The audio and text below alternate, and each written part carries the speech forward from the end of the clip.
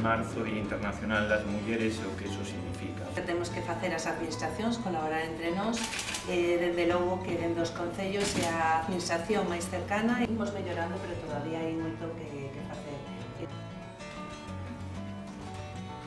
Creo que los ayuntamientos son unos aliados imprescindibles en la agenda de igualdad, en un país en el que hemos avanzado mucho, pero desafortunadamente las mujeres siguen o seguimos cobrando menos.